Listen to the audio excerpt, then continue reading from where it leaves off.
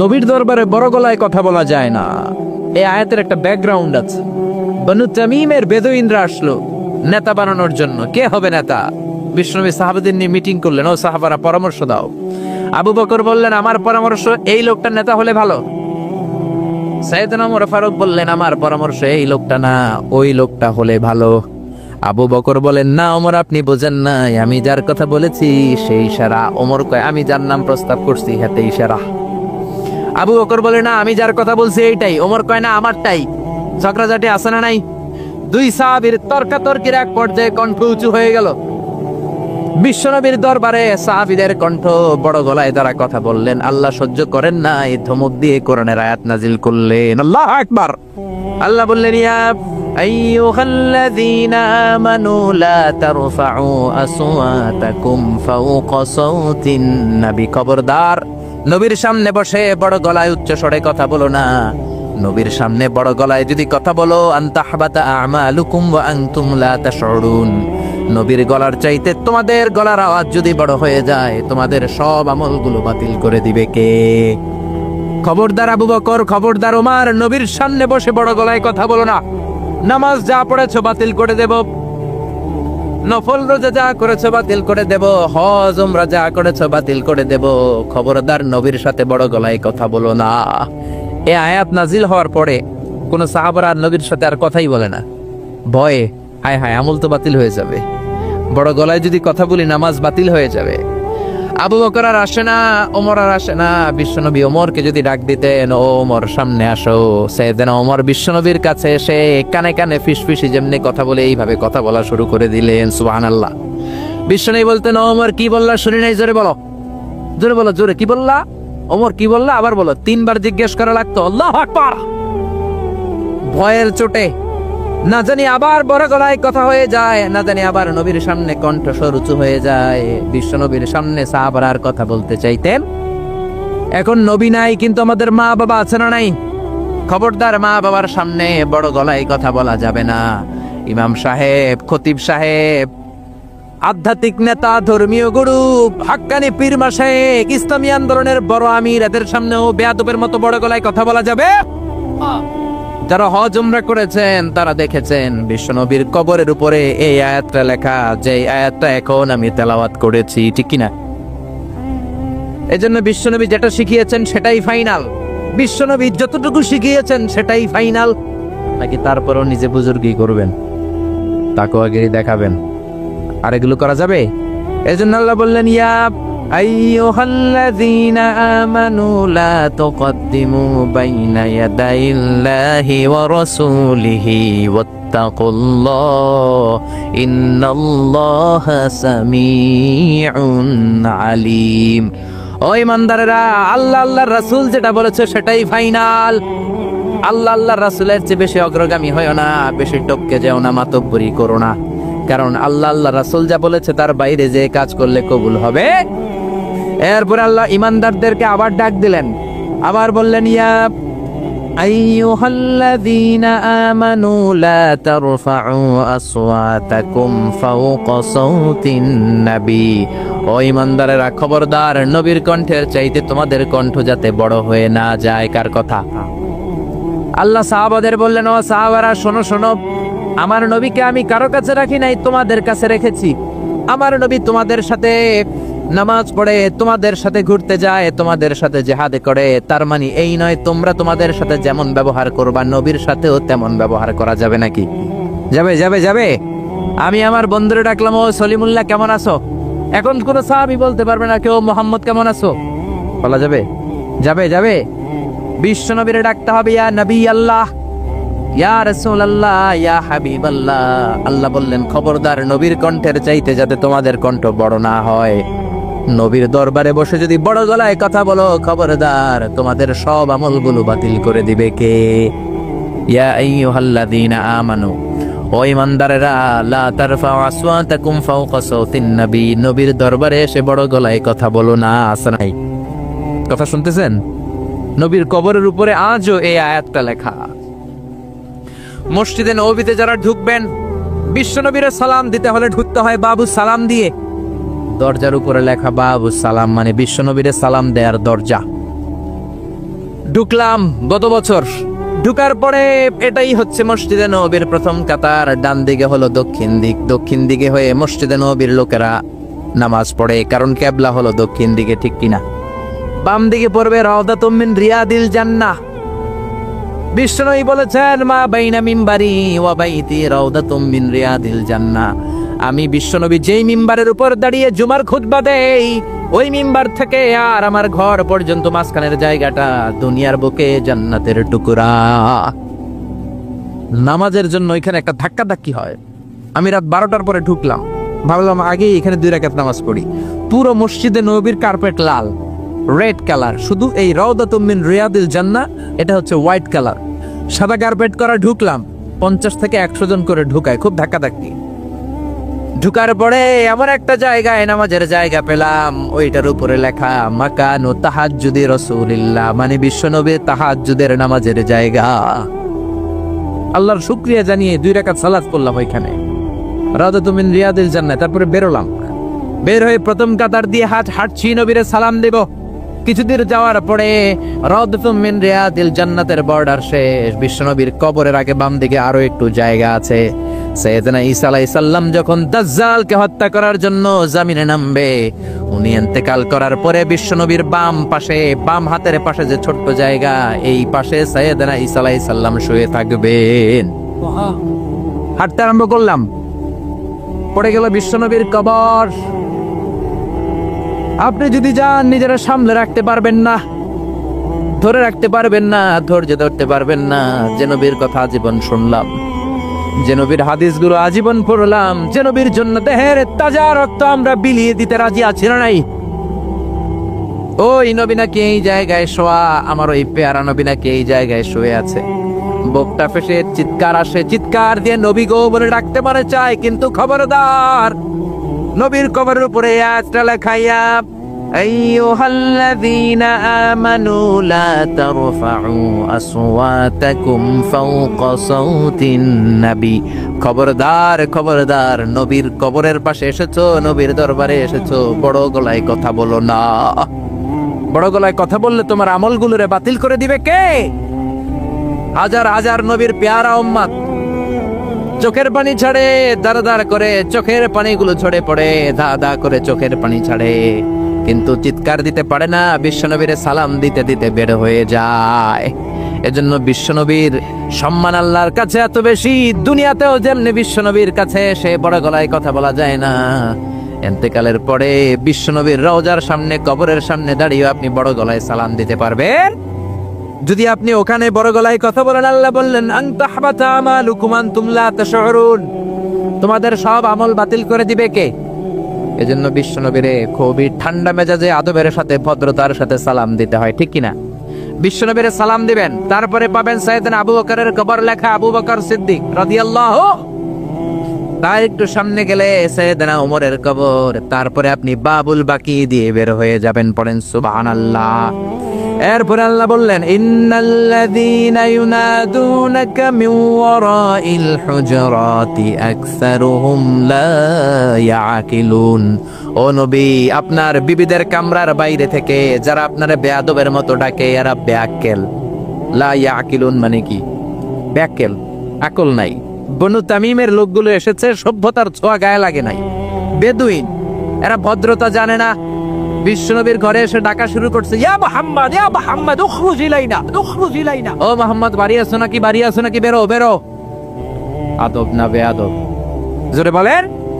আল্লাহ ধমক দিলেন, বললেন আকসারুহুম লা ইয়াকুলুন, এগুলার আকল নাই, মুখ মাফি, আকল মাফি, আকল নাই, মগজ নাই, মাথার ভিতরে কোনো খিলু নাই।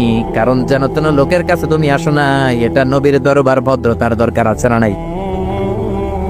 আল্লাহ বললেন ওয়ালাউ আন্নাহুম সাবারু, যদি এই লোকগুলো বেয়াদবি না করে ধৈর্য ধরতো, কতক্ষণ? হাত্তা তাখরুজা ইলাইহিম, যতক্ষণ না বিশ্বনবী তাদের কাছে বের না হয়, লাকানা খায়রাল লাহুম, এটাই তাদের জন্য ভালো হতো। কার কথা? এজন্য কারো বাসায় গেলে ধৈর্য ধরবেন। আল্লাহ বললেন এই বেআক্কেল গুলো অন্য মানুষের মতো বন্ধুর বাড়িতে গেলে যেন ডাকে, এই কলিমুদ্দিন, এই নবীর বাড়িতে যে ডাকা শুরু করছে, এই মুহাম্মদ, এই উখরুজ ইলাইনা, বেরো। এটা কি বন্ধুর বাড়ি নাকি বিয়ের বাড়ি নাকি? এটা বিশ্বনবী, আখিরি নবী, আখিরি জামানার পয়গম্বর। বিশ্বনবীর সম্মান আল্লাহর কাছে আছে নাই? যে আল্লাহ বিশ্বনবীর কাছে কথা কইতে রইলে সম্মান দিয়া বলে তুমি কোন সলিমুদ্দি আর কলিমুদ্দি, ঠিক কি না? এজন্য ভদ্রতার সাথে ডাকো, ধৈর্য ধরো যতক্ষণ না নবী বের হয়। বিশ্বনবী কাইলুলা করতেছিলেন। কি করতেছিলেন? দুপুরের খাবার খেয়ে এক বিবির ঘরে কাইলুলা করতেছিলেন। আল কাইলুলা মানে হচ্ছে ঘুম আর জাগ্রত থাকার মাঝামাঝি একটা অবস্থা, টসিং এন্ড টার্নিং। ডান পাশ হওয়া বাম পাশ হয় না, খাওয়ার পর একটু গড়াগড়ি দিতে ভালো লাগে, শীতকালে এটা বেশি ভালো লাগে, ঠিক কি না? এরকম গড়াগড়ি দিলে পেটের ভাত তাড়াতাড়ি হজম হয়ে যায়। সুবহানাল্লাহ কইবেন না? বিশ্বনবীর সুন্নাহ যেখানেই আছে ওখানে বরকত বেশি না কম? বিশ্বনবী কাইলুলা করতেছিলেন, ওরা এসে ব্যাককেলের মতো ডাকতেন শুরু করলেন, ও মোহাম্মদ, ও মোহাম্মদ। আল্লাহ বললেন ওরা যদি ধৈর্য ধরতো ওদের জন্যই ভালো হতো। এজন্য কারো বাসায় গেলে তাড়াহুড়ো করবেন না। অনেকে এমপি সাহেবের বাসায় যায়, সিগনেচার লাগবে, এই কাজ ওই কাজ। এমপি সাহেব বের হওয়া পর্যন্ত অপেক্ষা করবেন, এটাই ভদ্রতা। পাগল হয়ে যায়, আসে না কেন? আরে আসে না কেন? হুজুরের বাসায় যায় দেখা করার জন্য, হুজুর বের হয় না কেন? হায় হায়, আসে না কেন? এরকম অভিযোগ আছে না নাই? আরে হুজুরও তো মানুষ, হুজুরেরও তো বাসায় একটা পেরেশানি থাকতে পারে, একটা ঝামেলা চলতে পারে, তার ওযু গোসলের দরকার হতে পারে, তারপরে ফ্রেশ হয়ে আপনার কাছে আসা লাগবে। চিল্লা এখন ঠিক কি না? এগুলো বুঝবেন, না হলে আপনারাও ব্যাককেল। আল্লাহ বললেন দুনিয়ার যারা এই সিস্টেম মানে না, এই পন্থাগুলো অনুসরণ করে না, এগুলো মুখ মাফি, আকল নাই, ব্যাককেল বলে আল্লাহ গালি দিস। এজন্য ধৈর্য ধরবেন। আর সবচেয়ে বেটার, কারো বাসায় যাওয়ার আগে অ্যাপয়েন্টমেন্ট নিয়ে যাবেন। কি নিয়ে? আগে ফোন করে অ্যাপয়েন্টমেন্ট নিয়ে যাবেন, তারপরে সালাম দিয়ে ঢুকবেন। 3 বার দরজায় নক করবেন, আর দরজার দিকে সরাসরি মুখোমুখি হয়ে দাঁড়াবেন না। বিশ্বনবী বলেছেন হয় ডান দিকে হয়ে দাঁড়াও, নয় বাম দিকে হয়ে দাঁড়াও। কেননা হুট করে কোনো নারী যদি খোলে, চেহারার সাথে চেহারা আছে না নাই? ঝামেলা আছে না নাই? দুইজনের মাঝখানে শয়তান বাবু আছে না নাই? এজন্য নারীরা খবরদার, দরজা খোলার সময় সাবধানে, আগে সামান্য একটু খুলে উকি দিয়ে দেখবেন কে এসেছে, ঠিক কি না? ফোন রিসিভ করার সময় সাবধান, স্বামীর ফোন যত কম রিসিভ করা যায়। যদি রিসিভ করেন বলবেন স্বামী ঘরে নাই, টয়লেটে গিয়েছে বলে কাট করে দিবেন, কেটে দিবেন। লম্বা আলাপের কোনো দরকার নাই, কারণ ফোনের এপাশ থেকে আপনি, ওই পাশ থেকে ওই লোক, মাঝখানে শয়তান আছে না নাই? এজন্য খবরদার, কারো বাসায় গেলে আগে সালাম দিবেন। এই যে শুরুতে আমি বলেছি, এটা সামাজিক রীতিনীতির সূরা, social etiquettes in Islam, decent manner, social manner আল্লাহ আপনাকে শেখাচ্ছে। আল্লাহ বললেন ইয়া আইয়ুহাল্লাযীনা আমানু লা তাদখুলু বুয়ুতান গায়রা বুয়ুতিকুম হাত্তা তাস্তানিসু ওয়া তুসাল্লিমু আলা আহলিহা। ও ঈমানদারেরা শোনো, অন্য কারো বাড়িতে যদি যাও প্রথমে সালাম দিবা, অনুমতি 3 বার নিবা, তারপরে ঘরে ঢুকবা। অনুমতি না পাইলে ঢোকা যাবে? ঢুকবেন। অনুমতি না নিয়ে কোনোদিন আর ঢুকবেন কারো ঘরে? খবরদার। এক সাহাবী বললেন ইয়া রাসূলুল্লাহ, ইয়া হাবিবাল্লাহ, আমার একটা ঘর, মাত্র 2টা রুম। কয়টা রুম? এক ঘরে আমি থাকি, আর এক ঘরে আমার মা। আস্তাযিনু আলা উম্মি, ও নবী, আমি কি আমার মায়ের ঘরে অনুমতি নিয়ে যাব নাকি? বিশ্বনবী বললেন তুহিব্বু আন তারাহা উরিয়ানা, তুমি কি তোমার মারে উলঙ্গ নেকেড অবস্থায় দেখতে চাও নাকি? সাহাবী বললেন লা, কাল্লা, কখনোই না। বিশ্বনবী বললেন ইদান তাস্তাযিন মিনহা, তাহলে মায়ের ঘরে যাওয়ার আগে অনুমতি নিবা। আল্লাহু আকবার। ছেলে মায়ের ঘরে যাবে, সেখানেও যদি অনুমতি নেওয়া লাগে, ছেলে ভাই তার বোনের ঘরে ঢুকবে, অনুমতির দরকার আছে না নাই? বন্ধুর ঘরে ঢুকবেন, অনুমতির দরকার আছে না নাই? তারপর প্রধান শিক্ষকের রুমে ঢুকবেন, দরজা বন্ধ, নক করে সালাম দিয়ে অনুমতি নিয়ে ঢোকার দরকার আছে না নাই? উকি দিবেন না, খবরদার। বিশ্বনবী বলেছে কেউ যদি উকি দেয়, কাঠি দিয়ে ওর চোখ কানা করে দিবা, কোনো বিচার নাই। তুই উকি দিছস কেন? চিল্লা এখন ঠিকই না। এজন্য ইসলাম বলে খবরদার, অনুমতি নিয়ে সালাম দিয়ে ঢুকবা। প্রত্যেকের একটা প্রাইভেসি আছে না নাই? আপনি হয়তো এমন সময় হুট করে আপনার মায়ের ঘরে ঢুকেছেন, আপনার মায়ের গায়ে তেমন কোনো পোশাক নাই, অল্প পোশাকে, পাতলা পোশাকে আপনার মা বিশ্রাম নিচ্ছেন। আর আপনি যদি নক করেন, সালাম দেন, আম্মা জান আসবো কিনা ঘরে, অনুমতি নেন, আপনার মা চাদর জড়াবে, শাড়িটা ভালো করে পরবে, সুন্দর করে বসে আপনার সাথে দেখা করার একটা পরিবেশ তৈরি করবে, যেরকম, ঠিক কিনা? এগুলো মানার দরকার আছে না নাই? নাকি হুট করে ঢুকবেন? কোনদিন ঢুকবেন। এরপরে আল্লাহ বললেন ইয়া আইয়ুহাল্লাযীনা আমানু ইন জাআকুম ফাসিকুম বিনাবাইন ফাতাবায়ানু ও ইমানদারেরা, খবরদার, কোনো ফাসিক যদি তোমাদের কাছে কোনো সংবাদ নিয়ে আসে, আগে যাচাই করো। কি করো? সংবাদ একটা শুনলেই শেয়ার করবেন না, যাচাই করেন, শিওর হন, make sure, be confirm, 100% confirm, 100% নিশ্চিত হন, যাচাই করে নেন, শিওর হন, তারপরে আপনি শেয়ার করবেন, ঠিক কিনা? আমাদের সমাজের মধ্যে অনেক গুজব আছে না নাই? Lot of rumours in our society, lot of scandals. গুজব আছে, স্ক্যান্ডাল আছে, নায়ক নায়িকাদের স্ক্যান্ডাল আছে না নাই? ক্রিকেটারদের স্ক্যান্ডাল আছে না নাই? নেতা নেত্রীদের স্ক্যান্ডাল আছে না নাই? সমাজপতিদের স্ক্যান্ডাল আছে না নাই? ফেসবুকে সংবাদ একটা শুই নাই, সবাই মারে শেয়ার আছে না নাই? এটা কি সত্য না মিথ্যা যাচাই করে নাই? হয়তো নিউজটা ছিল মিথ্যা। আপনার গুনার পাল্লাটা তখন ভারী করে দিবে কে? বি শিওর, আগে কনফার্ম হন whether the news is right or wrong, সত্য না মিথ্যা। আপনি অফিস করতেছেন, আপনার বন্ধু এসে বলল, দোস্ত তুমি অফিসে বসে আছো, দেখলাম তোমার বউরে ভাবিরে দেখলাম আরেক বেড়ার লগে বাজারে টাঙ্কি মারে। আপনার বন্ধু এসে বলল, শুনে আপনি বিশ্বাস করে ফেলছেন। বাড়িতে গেছেন, অফিস শেষে বাড়িতে গিয়ে কোনো কথা নাই, মাথার চুলে ধইরা কোনি আছে না নাই, বউরে কিলাইতে শুরু করলেন। হতে পারে এই কিলাকিলির কারণে ফ্যামিলিটা ভেঙে যাবে। হতে পারে আপনার বন্ধু আপনারে মিথ্যা বলেছে, হতে পারে না? অথবা যারে দেখেছে সে আপনার বিবি নয়, আপনার বিবি যেই রঙের কাপড় পরে ওই রঙের কাপড় পরা আরেক মহিলাকে দেখেছে, ঠিক কিনা? হতে পারে কি পারে না? এজন্য খবরদার, শুনে বিশ্বাস করবেন না। আজকে থেকে প্রতিজ্ঞা করেন, সূরাতুল হুজরাতের আলোকে কোনো কথা শুনেই আমরা বিশ্বাস করব না, আগে যাচাই করব। কি করবেন? এজন্য খবরদার, একটা কথা শুনলে বিশ্বাস করবেন না। ফাতাবায়ানু, তাফসিরে এসেছে ফাতাসাব্বাতু, be sure, make sure, be confirm, আগে নিশ্চিত হয়ে নেন, verify the news, justify the report. Report একটা পেলেন, সংবাদ একটা পেলেন, হাজারো সংবাদ আছে না নাই সমাজের ভেতরে, এই সংবাদগুলো শুনেই বিশ্বাস করা যাবে না, আপনাকে জাস্টিফাই করতে হবে, তারপরে অ্যাকশনে যাবেন। কার কথা? এই আয়াতের নাজিলের একটা ব্যাকগ্রাউন্ড আছে। বিশ্বনবী বনিল মুস্তালাকের যুদ্ধে জয়লাভ করলেন, সব বনিল মুস্তালাকের লোকেরা কালিমে পড়ে মুসলমান হলো। বিশ্বনবী নামাজ শিখালেন, যাকাতের নিয়ম বললেন, আর বললেন যাকাত এখন নয়, 1 বছর পরে দিবা। যাকাত কি সাথে সাথেই দেয় নাকি মালে নেসাব হওয়ার 1 বছর পরে, ঠিক কিনা?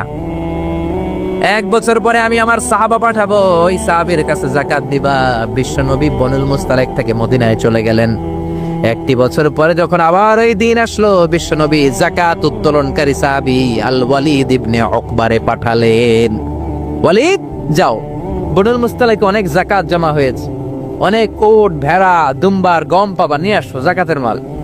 ওয়ালিদ রওনা হলেন যাকাত আনার জন্য। প্রতিমধ্যে ওয়ালিদ ভাবে, জাহেলি যুগ থেকে বনুল মুস্তালিকের সাথে আমার বংশের কিলাকিলি, অনেক আগ থেকে ওই বনুল মুস্তালিকের সাথে আমাদের শত্রুতা। আজকে যদি আমারে একা পায়, আমারে পিটাই আর সাইজ কইরা ফালাইবো। এক কাজ করি, না যাই, না যাই বানায় একটা মিছা কথা কই নবীর কাছে। মাসপত থেকে অ্যাবাউট টার্ন ফিরে এসেছে, এসে বলি, ইয়া রাসূলুল্লাহ যাকাত দেয় না, সব কাফের হয়ে গেছে, আমারে রান্দা দিয়া দাবরানি দিছে, আমি দৌড়ে কোনো রকম জানে পালায়া পাচ্ছি। যেটা বিশ্বনবীরে শোনালো, কথাটা হাসানা মিসা? সবাই বলেন কত % মিসা? বিশ্বনবী তো রেগে গেলেন, কারণ বিশ্বনবী তো গায়েব জানতেন না, যতক্ষণ না আল্লাহ গায়েব না জানাতো, ঠিক কিনা? রেগে গেলেন, রেগে গিয়ে বললেন, যাও 1200 সৈনিক নিয়ে রেডি হও। খালিদ ইবনে ওয়ালিদ রে বললেন, 1200 সৈন্য নিয়ে বনুল মুস্তালিকের উপর অ্যাটাক করো। অ্যাটাক বনুল মুস্তালিক। আল্লাহ কয় নবী পরে অ্যাটাক করেন, ইয়া আইয়ুহাল্লাযীনা আমানু ইন জাআকুম ফাসিকুম বিনাবাইন ফাতাবায়ানু আন তুসিবু কওমান বিজাহালাতিন ফাতুসবিহু আলা মা ফাআলতুম নাদিমিন। পড়েন আল্লাহু আকবার। আল্লাহ বললেন, নবী খবরদার পরে অ্যাটাক কইরেন, যে সংবাদ নিয়ে এসেছে মিথ্যাবাদী, ওর কথার উপর ভিত্তি করে যদি আপনি অ্যাটাক করেন, আর ওই অ্যাটাকে বনিল মুস্তালিকের কোনো মুমিন যদি মারা যায় গো নবী, তাহলে কিন্তু আমি আল্লাহ আপনারে ছাড়বো না। আল্লাহু আকবার। বিশ্বনবী যে সিদ্ধান্ত নিয়ে ফেলছিলেন, আসলে যদি খালিদ ইবনে ওয়ালিদ অ্যাটাক করত আর যদি কেউ নিহত হতো, এই দায়ভার কি বিশ্বনবী এড়াতে পারতেন? চিল্লায় বলেন সবাই, বিশ্বনবী এড়াতে পারতেন? এজন্য খবরদার, আজ থেকে কোনো সংবাদ শুনলে কি করবেন? ফেসবুকে শেয়ার দিয়ে দিবেন, নাকি দিবেন? কি করবেন? মাশাআল্লাহ, জাস্টিফাই করব। কি করব? জাস্টিফাই করব। এরপর আল্লাহ বললেন, ওয়া ইন তাইফাতানি মিনাল মুমিনিনা ক্তাতালু ফাসলিহু বাইনাহুমা। ও নবী, মুমিনদের দুই দল যদি ঝগড়া লাগে, দুই দলকে আপনি নবী মিলিয়ে দিবেন। সুবহানাল্লাহ। ভাই ভাই মারামারি আছে না নাই? জমিলে কোপা কোপি আছে না নাই? দুইজন যদি মারামারি লাগে কি করবেন? আরো লাগায় দিবেন নাকি? লাগাই দিবেন?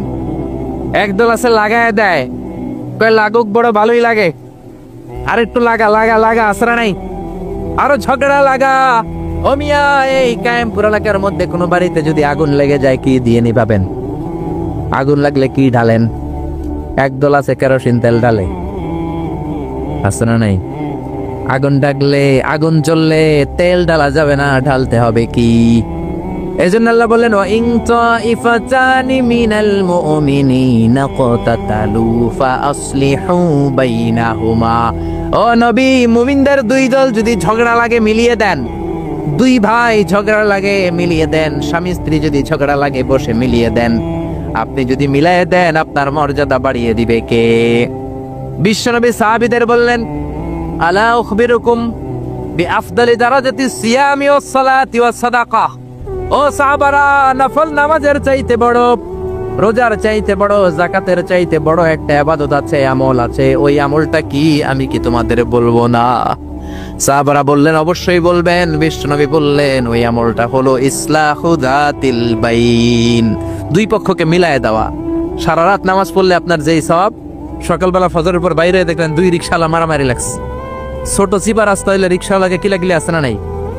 আপনি রিকশা থেকে নামিয়ে নেমে দুইজনকে বুঝাই দিলেন, মারামারি করো না, ঝগড়া করো না, মিলাই দিলেন। আপনার জান্নাতটারে বড় বানায় দিবে কে? মিলাই দিবেন। যারা ইমানদার এরা মিলাই দেয়। বিশ্বনবী এসেছে মিলানোর জন্য, মিউচুয়াল কম্প্রোমাইজের জন্য। বিশ্বনবী যেখানেই মারামারি দেখতেন লাগাই দিতেন নাকি? কি করতেন? মিলাই দিতেন। ভাইয়ে ভাইয়ে মিলাবেন, স্বামী স্ত্রীতে মিলাবেন, বাদী আর বিবাদীর মধ্যে মিলাবেন, দুই গোষ্ঠীর মধ্যে মারামারি মিলাই দিবেন, ঠিক কিনা? বিশ্বনবী শুধু মিলাতেন, there is no separation। বিশ্বনবী বলতেন কোনো সেপারেশন নাই, আমি মিলাইয়ে দিব। জোহরের নামাজের পরে প্রায় বিশ্বনবী ওনার কলিজার টুকরা ফাতেমার বাড়িতে ঘুরতে যেতেন। একদিন জোহরের নামাজের পরে ফাতেমার ঘরে যেয়ে দেখা আলী নাই। কে নাই? বিশ্বনবী বললেন, ও ফাতেমা, আইনা আলী, আলী কই? ফাতেমা বললেন, বাবা আমার সাথে ঝগড়া করছে। কি করছে? স্বামী স্ত্রীর মধ্যে এরকম ঝগড়াঝাটি আছে না নাই? ঝগড়াঝাটি না থাকলে আসলে ভালোবাসার মজাটাই বোঝা যায় না, ঠিক কিনা? ওই কয় ঠিক, মানে কমন পড়ছে সবার, ঠিক কিনা? ঠিক কিনা? বেশি করেন না আবার ঝগড়া, হালকা একটু কইরেই সরি বলে ফেলবেন। কি বলবেন? আল্লাহ আপনাকে বানাইছে খালি সরি গাওয়ার জন্য, কিসের জন্য? বিশ্বনবী বললেন, ফাতেমা, আলী কোথায়? ফাতেমা বলে, ঝগড়া হয়েছে, বের হয়ে গেছে। বিশ্বনবীর চেহারাটা আগুনের গোলার মতো লাল হয়ে গেল। বললেন, ফাতেমা তুমি নবীর মেয়ে হতে পারো ঠিক, কিন্তু আলী যদি তোমার উপর নাখোশ থাকে রে ফাতেমা, কিয়ামতের দিন আমি নবী হয়েও তোমার কিছু করতে পারবো না। খবরদার আর কোনোদিন যেন এমনটা না শুনি যে আলীকে কষ্ট দিয়েছ। আইনা যাহাবা আলী, কোথায় গিয়েছে আলী? সাইয়্যিদাতুনা ফাতেমা বললেন, মসজিদে নববীর দিকে গিয়েছে। বিশ্বনবী মসজিদে নববীতে যেয়ে দেখলেন বালুর মধ্যে শুয়ে আছে আলী। বালিরে আরবিতে বলে তুরাব, বালিরে আরবিতে কি বলে? বিশ্বনবী মজা করে ডাক দিলেন, ইয়া আবা তুরাব, মানে ও বালির বাবা আলী। কি বললেন? ইয়া আবা তুরাব, ও বালির বাবা আলী। বিশ্বনবী ডাক দেওয়ার পর আলী কোনো কথা কয় না, মনে মনে কয়, এতক্ষণ আপনার মাইয়াই গুতাইছে, অনামনে গুতাইতে আইছেন। আপনার মেয়ে ঝগড়া করেছে আমার সাথে, নবী এদিক দিয়ে তাকালে আলী ওই দিকে তাকায়। একটা রাগ আর গোসা ভিতরে আছে না নেই? আপনার মেয়ে তো তখন আমার লাগে ঝগড়া করছে, আবার আপনি আসছেন। আমার নবী এদিকে তাকালে আলী ওই দিকে তাকায়। হঠাৎ করে বিশ্বনবী ঘাপটি মেরে সাইয়েদনা আলীর হাত ধরে টান দিলেন। সাইয়েদনা আলী উঠে গেলেন।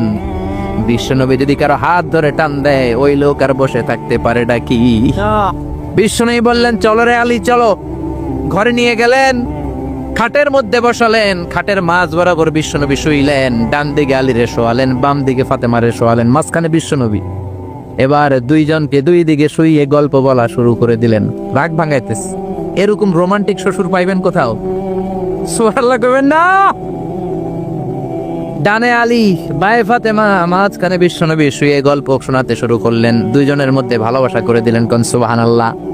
এজন্য বিশ্বনবী দুনিয়াতে এসেছেন মিলানোর জন্য, মিলায় দেওয়ার জন্য, সেপারেশন করার জন্য বিশ্বনবী আসে নাই, আলাদা করার জন্য আসে নাই। এই জন্য মারামারি লাগলে কি করবেন?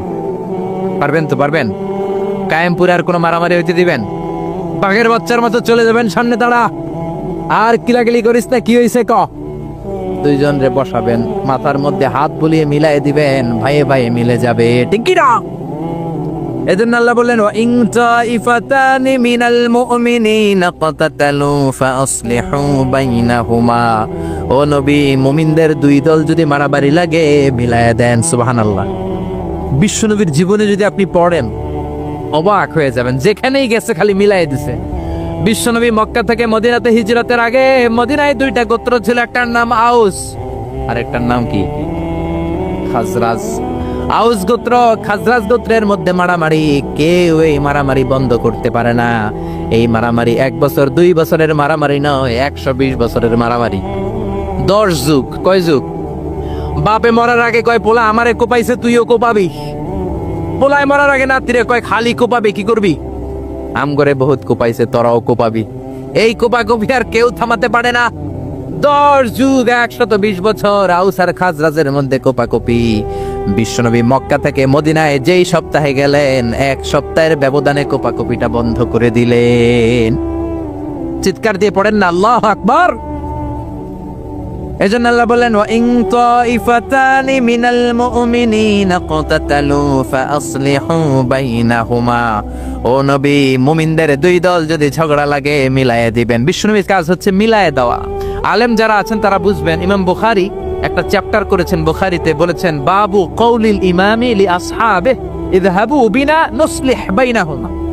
বিশ্বনবী বলতেন, ইযহাবু বিনা, আমাকে নিয়ে যাও, আমি মিলাই দেবো। বিষ্ণু ঝগড়া লাগলেই বলতেন, ও ঝগড়া, আমি আছি তো, আমারে নিয়ে যাও, মিলাই দেবো। ওইদিকে কোপাকুপি, আরে আমি আছি তো, আমারে নিয়ে যাও, মিলাই দেবো। ওইদিকে মারামারি, আমি আছি, আমি আমারে নিয়ে যা, আমি যেই মিলাই দেবো। চিল্লায় পড়েন আল্লাহু আকবার। এরপরে রব্বুল আলামিন 11 নম্বর আয়াতে 12 নম্বর আয়াতে মুমিনদের 6টা বদ খাসলাতের কথা বললেন। কয়টা? জোরে কোন কয়টা? আমরা এক এক করে দেখবে, এগুলো আমাদের মধ্যে যদি থাকে, এগুলো থেকে আমরা আল্লাহর কাছে পানা চাই। কোন আমিন? আর জোরে পড়ে না আমিন। এজন্য মারামারি লাগলে কি করবেন? সমাধান করে দিবে, মিলাই দিবে, ঠিক কিনা? আল্লাহ বললেন, ইয়া আইয়ুহাল্লাযীনা আমানু লা ইয়াসখার কওমুম মিন কওমিন আসা আন ইয়াকুনু খায়রাম মিনহুম। ও ইমানদারেরা শোনো, খবরদার, তোমরা এক মুমিন আর এক মুমিনের তুচ্ছ জ্ঞান করো না, একে অপরকে অবজ্ঞা করো না, একে অপরকে ছোট্ট মনে করো না, একে অপরকে গালমন্দ করো। একজন আরেকজনকে তুচ্ছ করা যাবে না, অবজ্ঞা করা যাবে না, ছোট মনে করা যাবে না। ছোট করলেই কবিরা গুনাহ, জোরে কোন ঠিক কিনা? কেউ কাউরে অবজ্ঞা করবেন? কিন্তু আমাদের সমাজে এই নাক সেটকানি আসরা নাই। একজন কালো দেখতে কয় তুই কালুর ঘরের কালু, কয় না? আপনাদের কায়েমপুরে কয় না? আরেকজন মোটা কয় তুই মোটুর ঘরের মোটু। আরেকজন গায়ে গতরে একটু ছোট কয় তুই সিকনার ঘরের সিকনা। খেয়াল রাখবেন প্রিয় ভাইরা, কারো দেহের স্ট্রাকচার নিয়ে, গঠন নিয়ে আপনি তুচ্ছ করবেন না। কারণ এক একজনের এক এক গঠন আসরা নাই। কারো কান খরগোশের মতো খাড়া আসরা নাই, কারো নাকটা একটু বোসা আসরা নাই। এটা বানাইছে কে? নাকি ওই বেটা নিজেই বানাইছে? ওয়াল্লাযী ইউসাউইরুকুম ফিল আরহামি কাইফা ইয়াশা লা ইলাহা ইল্লা হুয়াল আজিজুল হাকীম। খবরদার, তোমরা যখন মায়ের পেটে ছিলা তখনই তোমাদের চেহারার স্ট্রাকচার দিয়েছে কে? যেই লোকটা কালো হয়েছে নিজের ইচ্ছায় হয় না, ওরে কালো বানাইছে কে? যে সাদা হয়েছে নিজে সাদা হয় না, সাদা বানাইছে কে? আল্লাহ নিজেই স্ট্রাকচার দিয়েছেন। আমাদেরকে আমাদের চেহারা বানানোর অনুমতি আল্লাহ দেয়। আল্লাহ যদি বলতেন যাও যাও প্রত্যেকের চেহারা প্রত্যেকে বানায় না, আমরা প্রত্যেকে আমাদেরকে সুপারস্টার করে বানাতাম।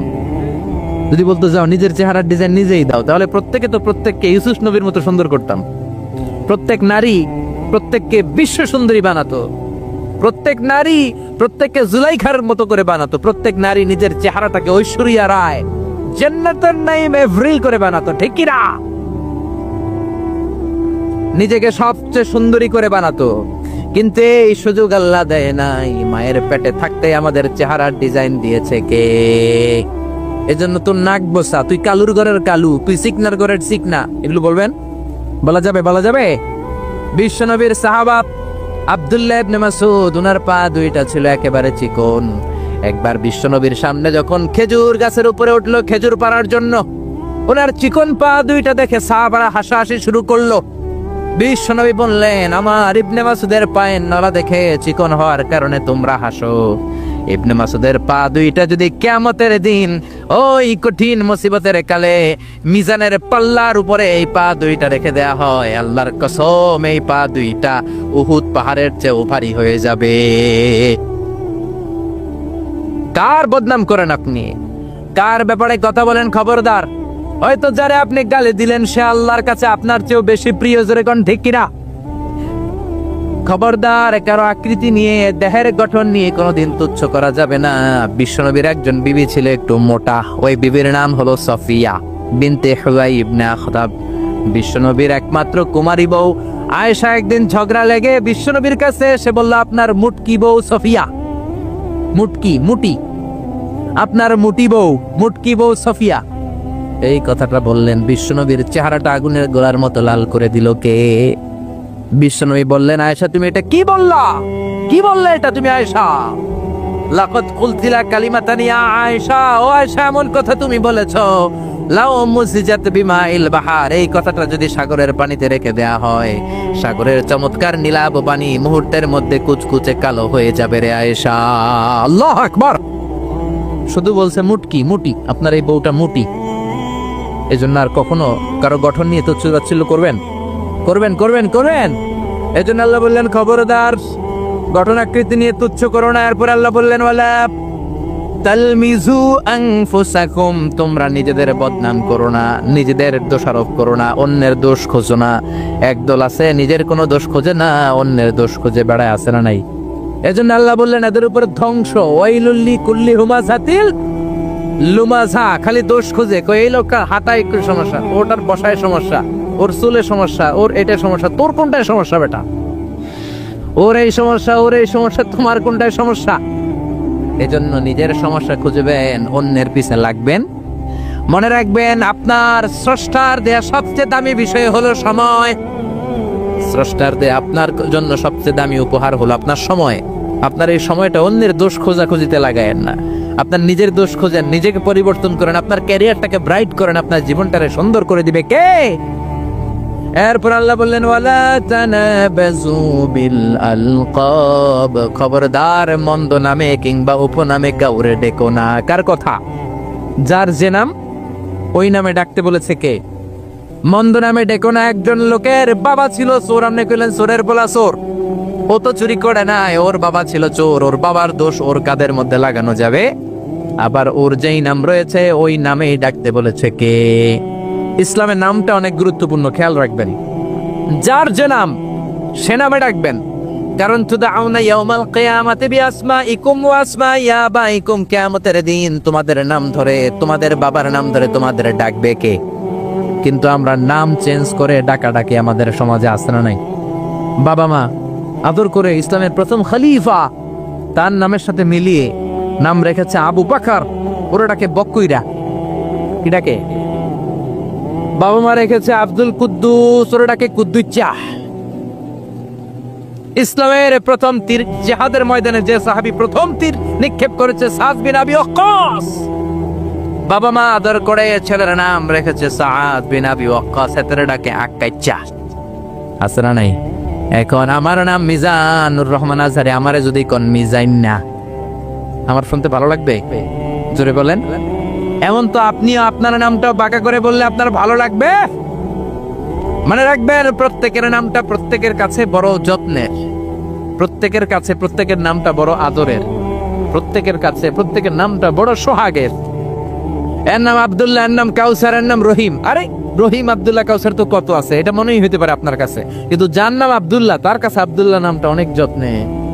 সে চায় আমাকে সবাই আমার এই নামে সুন্দর করে ডাকলা, কারণ এই নাম দিয়েই তো আমার পরিচয় বহন করা হয়। চিল্লা এখন ঠিক কিনা? এজন্য আল্লাহ বলেছেন জিনাতুল হায়াতি দুনিয়া, ছেলে মেয়েরা সন্তান সন্ততি হচ্ছে দুনিয়ার জীবনের সম্পদ, দুনিয়ার জীবনের সৌন্দর্য। এক আয়াতে বললেন জিনা, আবার আরেক আয়াতে বললেন ফিতনা। ইন্নামা আমওয়ালুকুম ওয়া আওলাদুকুম ফিতনা, তোমাদের সম্পদ, তোমাদের ছেলে মেয়েগুলো যেমনি সৌন্দর্য, আবার অন দা আদার হ্যান্ড তারা তোমাদের জন্য ফিতনা। কারণ এই সন্তানের মুখে খাবার তুলে দেওয়ার জন্য অনেক বাবা হারাম পন্থায় উপার্জন করে, এরকম আছে না নাই? তাহলে ওই সন্তান শুধু জিনা না, ওই সন্তান ফিতনা। এই সন্তানের কারণে বাবা দুনিয়ায় ফিতনায় পড়ে গিয়েছে, ফিতনায় জড়িয়েছে। আবার আরেক আয়াতে আল্লাহ বললেন আদুওয়া, কখনো কখনো সন্তান সন্ততি এগুলো হয়ে যায় শত্রু, বাবা মায়ের জন্য শত্রু। অনেক বাবা আছে ছেলের জন্য জাহান্নামে যাবে, আছে না নাই? অনেক ছেলে আছে বাবার জন্য জাহান্নামে যাবে। কিয়ামতের দিন বাবা ছেলেরে পরিচয় দিবে না, ছেলে বাবারে পরিচয় দিবে না, একে অপরের শত্রু হয়ে যাবে, ঠিক কিনা? কারণ দিনটা বড্ড ভয়ঙ্কর, কেউ কাউরে চিনবে না। সেদিন হবে 50,000 বছরের সমান একটা দিন, সবার মুখে একটাই চিৎকার, ইয়া নাফসি ইয়া নাফসি।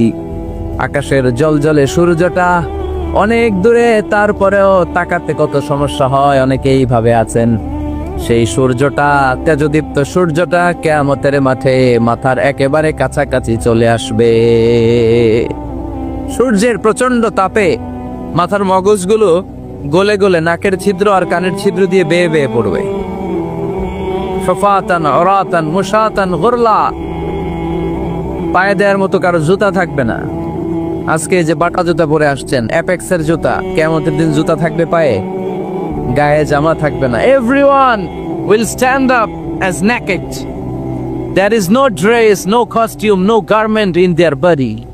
দেহে কোনো পোশাক নাই, পেটে খাবার নাই, পায়ে জুতা নাই, সূর্যটা মাথার কাছে, তৃষ্ণায় জিহ্বাটা বের হয়ে নাভি পর্যন্ত ঝুলতে থাকবে। সবাই বলবে আল্লাহ আমারে বাঁচাও, আমারে বাঁচাও। ওই দিন বাবা ছেলেরে চিনবে না, ছেলে বাবারে চিনবে না। অনেক বাবা ছেলের কারণে জাহান্নামী হবে, অনেক ছেলে বাবার কারণে জাহান্নামী হবে। তাহলে তখন বাবা ছেলের শত্রু হয়ে যাবে, ঠিক কিনা?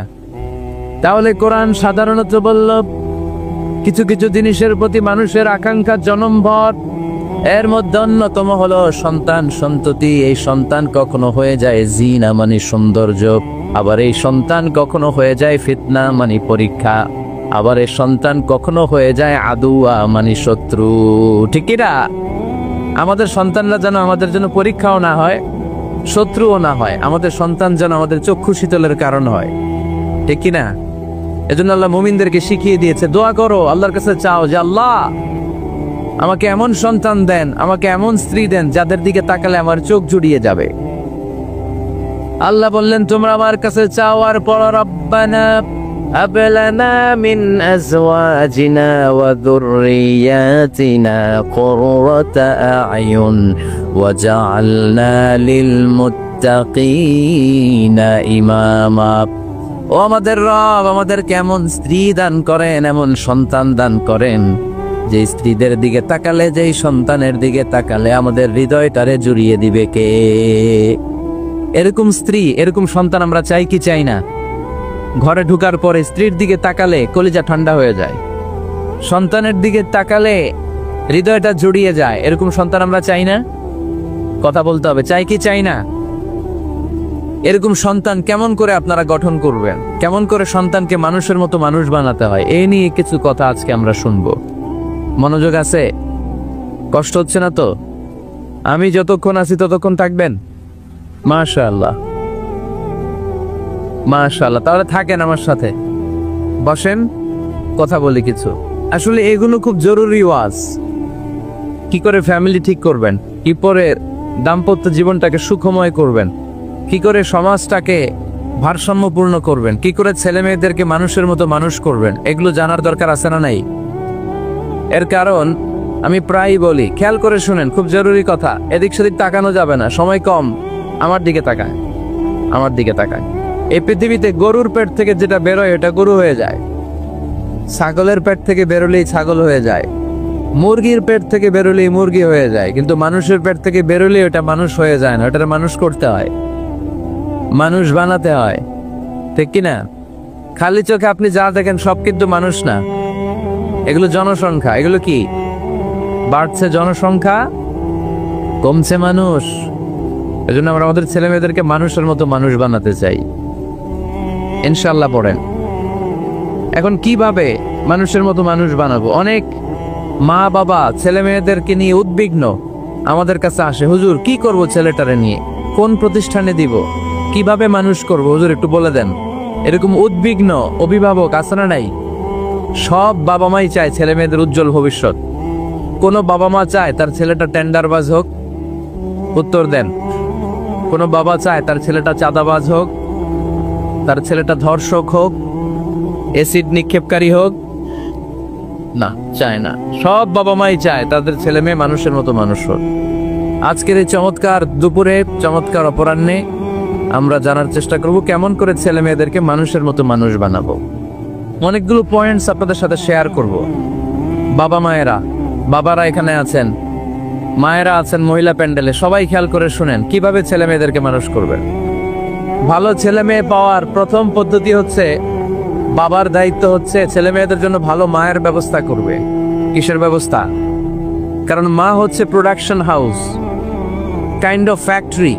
ফ্যাক্টরি যদি ভালো হয়, ওটা থেকে যে প্রোডাক্ট বেরোবে ওইটাও ভালো হবে, ঠিক কিনা? বাপ ভালো তার বেটা ভালো, তাই মা ভালো তার ঝি, গাই ভালো তার দুধ ভালো রে, দুধ ভালো তার ঘি, তাই না? বাবা ভালো তো ছেলে ভালো, মা ভালো তো মেয়ে ভালো, গাই ভালো তো দুধ ভালো, দুধ ভালো তো ঘি ভালো। তো এই জন্য আমি প্রায় বলি, আমার মায়েদের, আমাদের বোনদের পেটটা এটা খনি, তেলের খনি, গ্যাসের খনি, স্বর্ণের খনি, পেট্রোলিয়ামের খনির চাইতো দামি খনি। কারণ এই পেটগুলি ধারণ করেছে পৃথিবীর বড় বড় অলিদেরকে। এই নারীদের পেটগুলি ধারণ করেছে নবীদেরকে। নাকি নবীরা হুট করে আকাশ থেকে পড়ছেন? নারীদের পেট থেকে আসছে, ঠিক কিনা? এটা যেমন সত্য, আবার পৃথিবীর সব টেন্ডারবাজ, চাঁদাবাজ গুলো এসেছে নারীদের পেট থেকে। So the decision is years. আমার প্রিয় লক্ষ্মীপুরের ভাইরা, সিদ্ধান্ত আপনাদের। আপনাদের ঘরের এই মাকে, এই বোনকে আপনি কিভাবে তাদের যত্ন নেবেন, কিভাবে তাদেরকে কোরআন সুন্নাহর পথে রাখবেন, এই দায়িত্ব আপনার। এজন্য প্রত্যেকটা বাবার দায়িত্ব। তোমরা ইয়াং যারা, আমার কলেজের টুকরা যুবক ছেলেরা, এখনো যারা বিয়ে করো নাই, তোমার অনাগত ভবিষ্যৎ প্রজন্ম তোমার বউয়ের পেট দিয়ে আসবে। So when you choose your life partner, you don't choose your life partner only. At the same time, you are choosing the mother of your upcoming sons and daughters. আপনি যখন বিয়ের জন্য মেয়ে খোঁজেন, আপনি শুধু মেয়েই খোঁজেন না, পাশাপাশি আপনার অনাগত যে ছেলে মেয়েগুলো দুনিয়া আসবে তাদের মাও খুঁজতেছেন, ঠিক কিনা? সো মা যদি ভালো হয়, ফ্যামিলি ভালো। আমাকে একটা শিক্ষিত মা দাও, আমি একটা শিক্ষিত সমাজ উপহার দিব, ঠিক কিনা? এজন্য প্রথম দায়িত্ব হচ্ছে ছেলে মেয়েদের জন্য ভালো মায়ের ব্যবস্থা করা। ওমরে ফারুক রাদিয়াল্লাহু তাআলা আনহু যখন খলিফা, এক বাবা এসে বিচার দিল, খলিফাতুল মুমিনিন, আমিরুল মুমিনিন, আমার ছেলে আমার কথা শোনে না, বেয়াদবি করে। ওমরে ফারুক ডাকলেন, তুমি তোমার বাবার সাথে বেয়াদবি করো, এটা তো কবিরা গুনাহ, তুমি তো জাহান্নামে যাবে এরকম করলে। ছেলে বলে, হ্যাঁ আমিরুল মুমিনিন, সব দায়িত্ব কি আমাদের? বাবা মার দায়িত্ব নাই? ওমরে ফারুক বললেন, আছে। কি দায়িত্ব আছে? ওমরে ফারুক বললেন, বাবার 3টা দায়িত্ব। নাম্বার 1, আইয়ানতাকিয়া উম্মা, বাবা তার ছেলের জন্য ভালো মায়ের ব্যবস্থা করবে। আইয়ুহসিনা ইসমা, ভালো নাম রাখবে। আইয়ুআল্লিমাহুল কিতাব, কোরআন শিক্ষা দিবে। এবার ছেলে বলে, শোনেন, আমার আব্বাই 3টার একটাও করে নাই, 3টার একটাও করে নাই, আর বিচার দিতে আসছে আমার নামে। আমার মা হচ্ছে এক জাঞ্জি, নর্তকী নারী, এক অগ্নি উপাসকের কাছে ছিল, আদব, আখলাক, ভদ্রতা, সভ্যতা কিচ্ছু জানে না। আমার মা আমার জীবনে কিছু ভালো কিছু শিখায় নাই। নাম্বার 2, আমার নাম রাখছে সাম্মানি জোলা, ইয়ানি খানফাসা, আমার নাম রাখছে সামসিকা। নাম কি? এটা একটা নাম হইলো? ওয়ালাম ইউআল্লিমনি হারফাম মিন কিতাবিল্লাহ, আল্লাহর কিতাবের একটা অক্ষর আমার শিখায় নাই। ওমর ফারুক এবার রেগে গেলেন, বাবার ঘাড়ে ধরলেন, তুই বেটা বিচার দিতে আসছিস ছেলেরে নিয়ে, এখন তোর বিচার হবে আগে। 1 নম্বর দায়িত্ব, ছেলে মেয়েদের জন্য ভালো মায়ের ব্যবস্থা করতে হবে। কিসের ব্যবস্থা? মা ভালো তো সন্তান ভালো, মা ভালো তো, এটা কি বুঝতে পারছেন? নাম্বার 2, ভালো মায়ের ব্যবস্থা করলেন, এবার দাম্পত্য জীবন শুরু করলেন। এবার আপনার আল্লাহর কাছে নেককার সন্তান চাইবেন। সন্তান দেওয়ার মালিক কে? আল্লাহর কাছে দোয়া করবেন, রব্বি লা তাযারনি ফারদাও ওয়া আনতা খায়রুল ওয়ারিসিন। এটা নবীদের দোয়া, পারেন না দোয়াটা? সবাই পড়েন আমার সাথে, রব্বি লা তাযারনি ফারদাও ওয়া আনতা খায়রুল ওয়ারিসিন। এর মানে হলো, আল্লাহ আপনি আমারে নিঃসন্তান বানিয়ে এই দুনিয়ায় রাখবেন না, আপনি তো উত্তম উত্তরাধিকার তৈরিকারী, আপনি উত্তম সন্তান দানকারী, ঠিক কিনা? আল্লাহ তাআলা সন্তান দেন, এজন্য আপনি দোয়া করবেন, এই দোয়াগুলো পড়বেন। রব্বি হাবলি মিনাস সালিহিন, আমার সাথে সাথে আওয়াজ করে পড়েন, রব্বি হাবলি মিনাস সালিহিন। কেউ বাদ যাবেন না, আওয়াজ করে সবাই পড়ুন, রব্বি হাবলি মিনাস সালিহিন। এর অর্থ হচ্ছে, হে আল্লাহ আপনি আমাকে নেককার সন্তান দান করেন। আওয়াজ করে পড়েন আমিন। নেককার স্ত্রী, নেককার সন্তান আল্লাহর কাছে চাইতে হয় ভাইয়েরা, না চাইলে পাওয়া যায় না। তাহলে 1 নম্বরে ভালো মায়ের ব্যবস্থা করলাম সন্তানের জন্য, 2 নম্বরে আমরা আল্লাহর কাছে দোয়া করলাম, 3 নম্বরে আল্লাহ দোয়ায় সাড়া দিলেন, আল্লাহ ছেলে বা মেয়ে কিছু একটা দিলেন, তখন শুকরিয়া করবেন কার? নাকি না শুকরিয়া করবেন? অনেকে ছেলে পছন্দ করে, মেয়ে পছন্দ করে না, আছে না নাই? আলহামদুলিল্লাহ এখানে এরকম কেউ নাই।